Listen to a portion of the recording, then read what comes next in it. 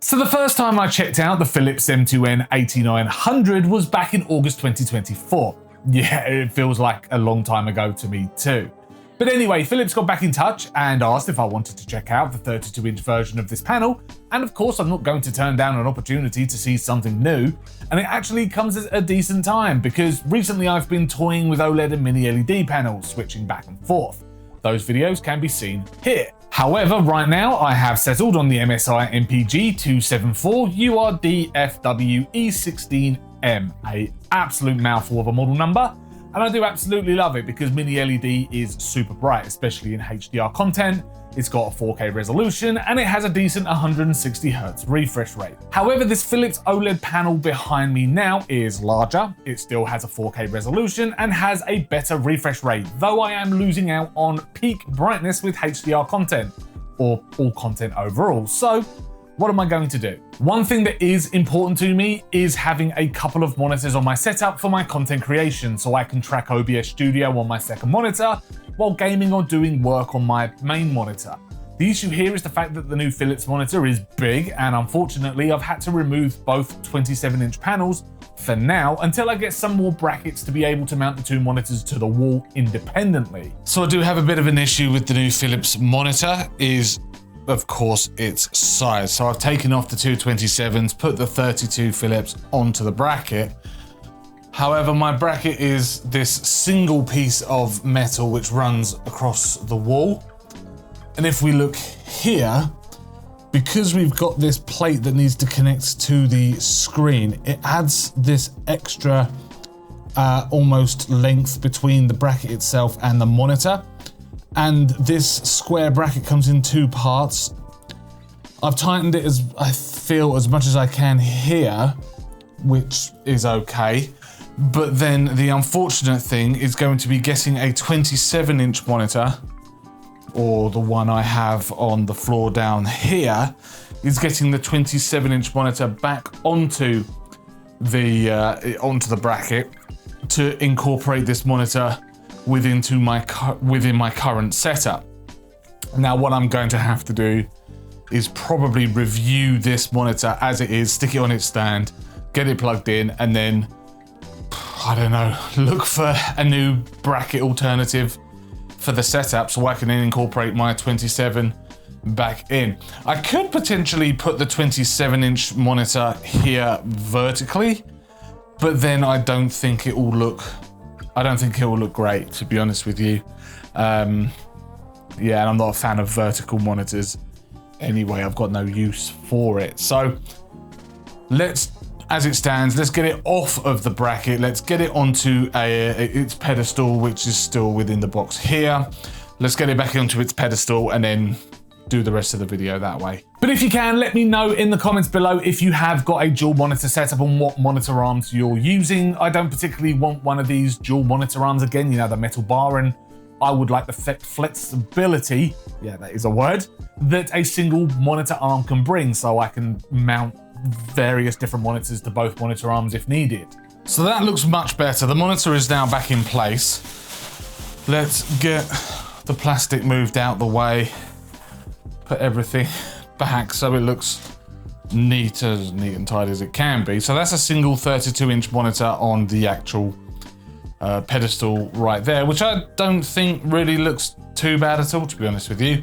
Unfortunately, I have lost that second screen, but it is what it is. And for the purpose of this content and this review, I don't think it's too bad at all. And we can always revisit with more wall brackets once I need to get a second monitor back in position. But right now on my desk is a single monitor for the time being, as I am testing this Philips panel and I don't really work from home anymore with my 9 to 5.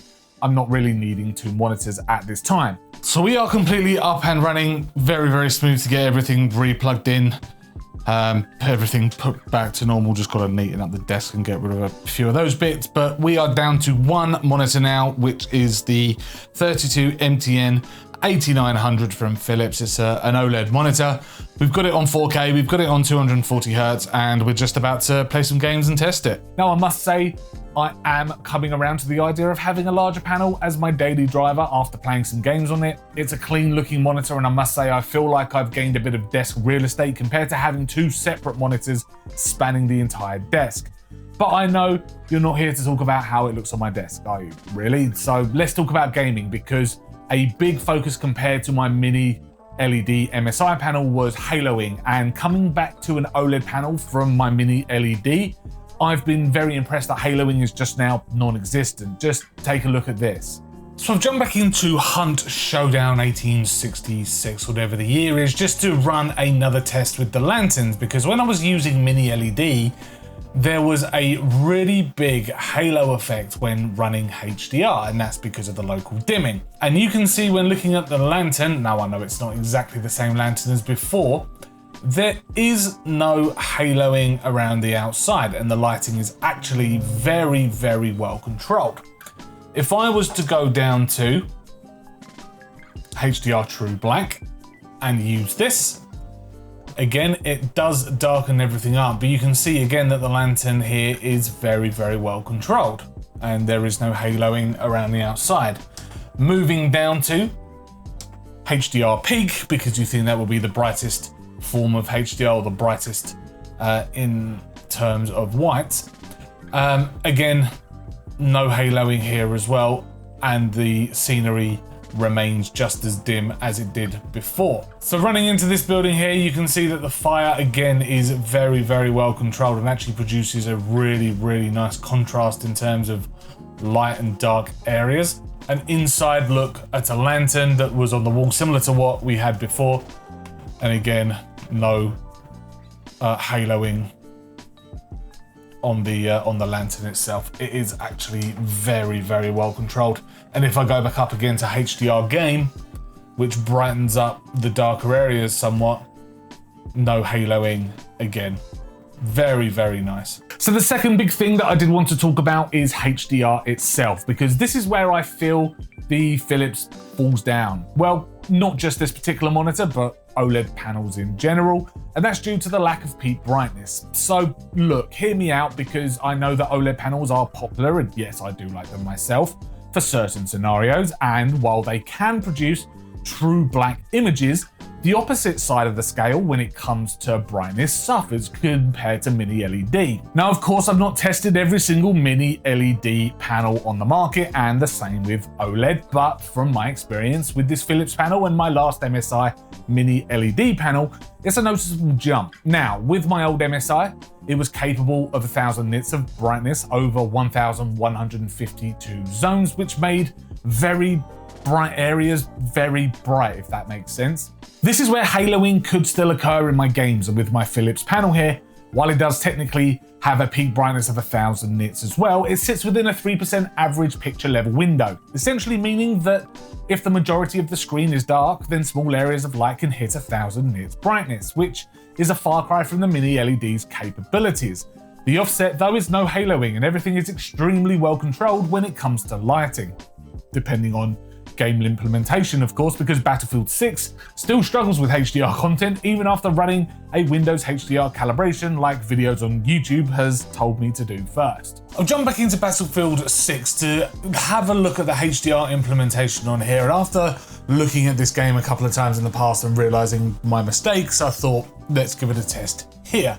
So diving into the options down to graphics and then all the way at the bottom to HDR calibration, I've actually noticed on this particular monitor that it's unable to turn both of these boxes identical. Now, I'm at 100% peak brightness at the moment. If I was to go down to 0, you've got very, very different boxes, and that's the closest I can get to it. So if I jump into my HDR picture modes by doing that, I'm on HDR Game at the moment. Even if I go down to HDR Peak, it's still unable to get to those identical boxes. And I must say it probably looks a little bit worse on HDR Peak, because everything starts looking very dark in the shadows, and the detail, I think, especially for something like this, is lost. Turning that back, as we are on the 100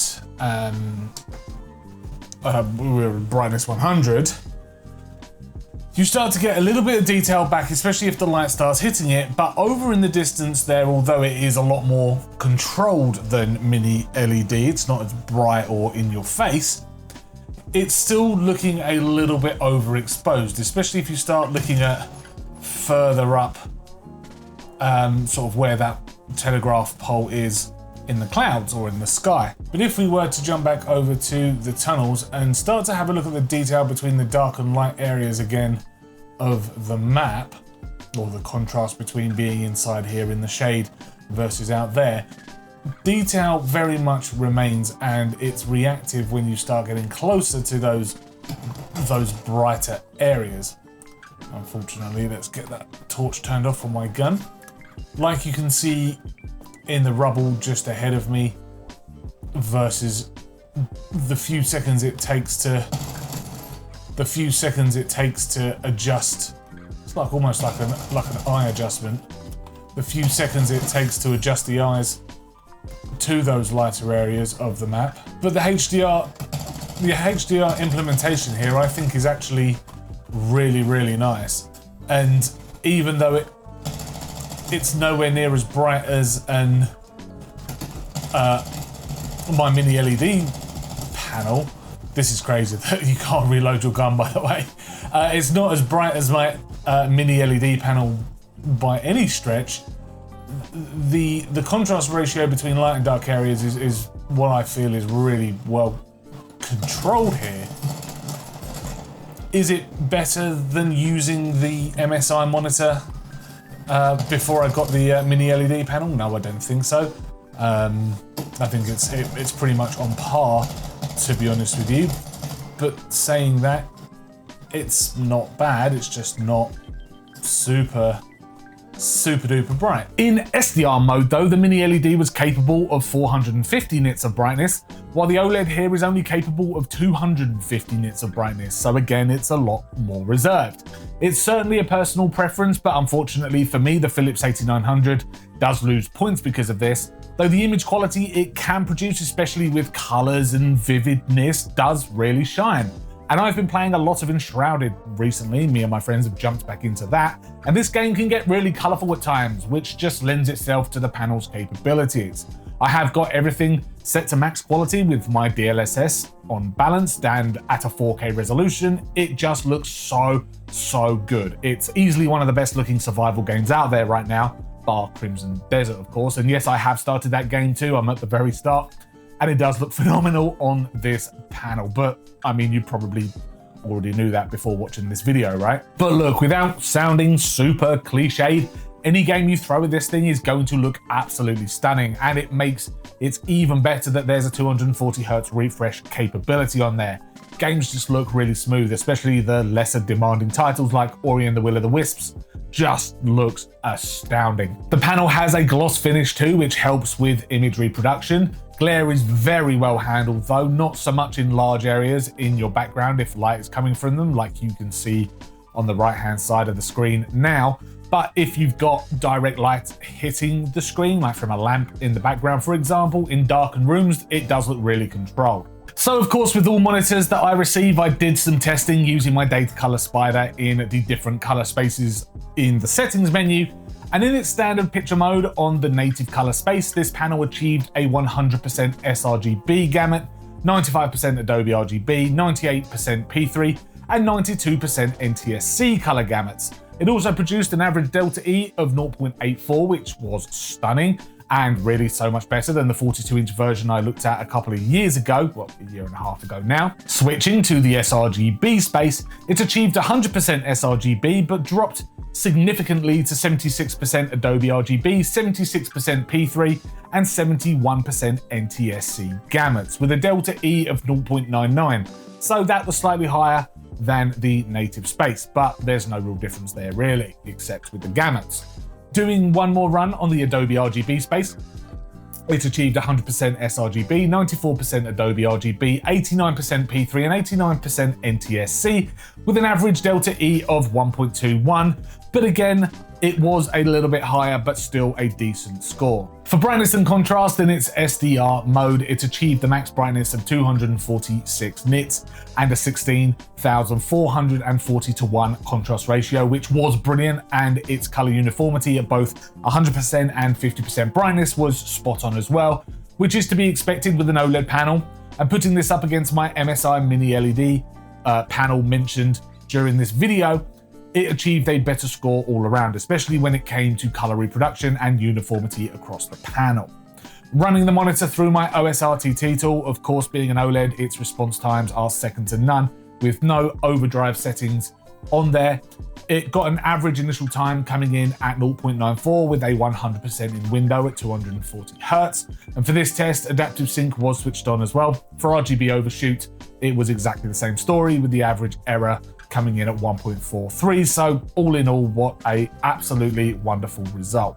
I will say that despite losing my second monitor, the Philips 32N2N 8900 is a very smart looking panel and does fit really well within my setup. The skinny pedestal legs, which are white with blue flakes, look like recycled material to me. There's a silver bottom bezel with Evnia and Philips written on it. Paired with my white MSI PC case and white components, everything is just looking quite nice right now. The left and right bezels aren't as thin as I would have liked, but it's not like I can see them in my peripherals when I'm using this panel. The thing is massive, and when I'm playing games, I'm taking no notice of the bezels anyway. My webcam still sits quite nicely on top, though having a single monitor may mean I can start experimenting with new camera angles for content. The monitor does move up and down, though I do have it on its lowest height to hide all my cables behind it, something that I'll need to sort once I get the monitors back on the wall. So talking about the back panel, as you can see, it is right up against the wall. There is a bit of a cable tidy there, but no real way of putting thicker cables through the stand. If I was to move the monitor upwards, you can see underneath here, sorry, it's a bit of a mess, but we've got a few cables running through the stand itself, which is okay, but some cables, especially HDMI cables with those thick, I don't know what they are, but they're like, I don't know, static protectors or like surge protectors on the cable, won't fit through there. And then, of course, the kettle plug here, the actual power, if I could get underneath the monitor, the actual power cable connector that goes into the monitor is too thick to go through there as well. So that is running just by the side. Now I do need to tidy it up behind here, get some cable tidies or something like that just to make it look neat, but for now it's okay. The monitor also twists and tilts, though it doesn't rotate for vertical orientation. And I did notice that it doesn't feel too secure on the pedestal stand anyway and wobbles quite a bit. It's okay for now because it just sits in place and doesn't move. But do be warned, there is some wobble there. It's because the monitor, I think, is just so heavy. I know it is. Around back, you've got the Ambi-Glow tech, which is, I would say, a bit naff here. I've got it set to follow what's happening on screen, but it doesn't do it very well. And a lot of the time it looks white anyway. Port-wise, you're treated to a HDMI 2.1 input, of which you can set refresh rates independently inside of the menu up to 240 Hz. You've got one DisplayPort 1.4, one USB-C with power delivery for laptops, and a few USB ports as a hub, 3.2 Gen 1 ports, and one as a fast charge on there.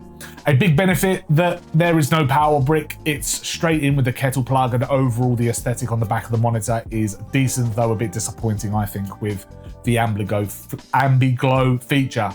Ambi-Glow.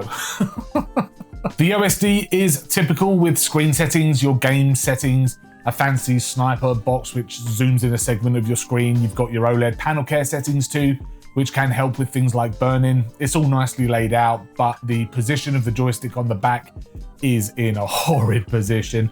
I'd have much rather the position of this be on the bottom by the power LED or something similar, or in the middle. It's just a bit too high and a bit too far into the rear of the monitor to comfortably use without really reaching behind the monitor itself. So, like my last monitor videos, the big question is the monitor remaining on my setup? Well, sure, for the time being anyway. It's such a lump, I'm not gonna pack it back up just yet. But anyway, jokes aside, it's a lovely panel and I could get away with having a single monitor, but I do miss having my mini LED and the brightness, I will say. But having a 32-inch screen real estate is also really beneficial as well. I've really started to enjoy having the larger screen size. I think my next video in this monitor type series is going to involve getting these on the wall. Well, this one and a 27-inch panel, which is currently under my desk, back onto the wall.